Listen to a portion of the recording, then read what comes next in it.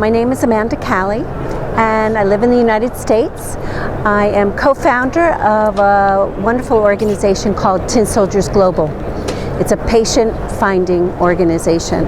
It's not a patient support organization. We start and search for people all over the world with a rare condition called Fibrodysplasia Ossificans Progressiva, shortened FOP. But along our journey, we also found people with other rare diseases. So we decided we can't leave anyone behind. So I would say Tin Soldiers is a patient-finding organization for those that are rare.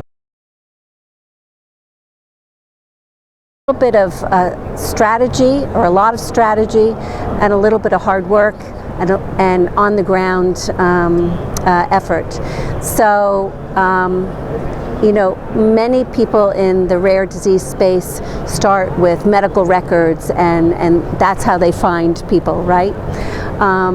We are working in some of the most remote parts of the world and the less traveled countries. Many countries in Africa and India, South America, and we're finding that there's, specifically for FOP, that there's probably about 7,000 people with FOP that are missing. They don't have a diagnosis, or they have a diagnosis but are lost to a health system and not known by pretty much anyone in the FOP space. So we're searching for them, and we do that with the strategy of educating physicians, first and foremost, nurses, and we educate them about MSK conditions as well as FOP.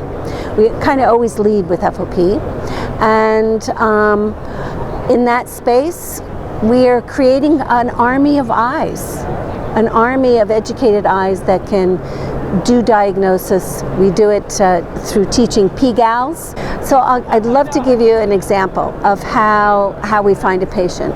So we educate a doctor at a medical conference through our online master series and outreach. We have a Clinicians Champions Alliance where we have grand rounds, and we put it out to a whole group of physicians from many different medical fields to then create a diagnosis. So we do it in a multi-prong approach on how to find patients. But once we actually educate the doctors, they become the army of eyes and go out and they see these unusual cases.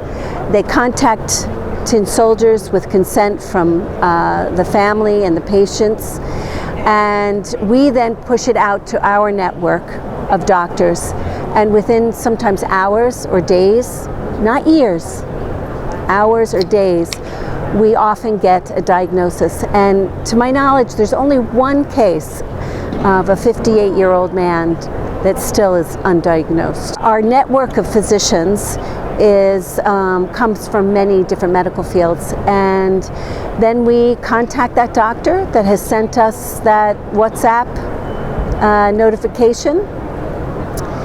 We give him the diagnosis.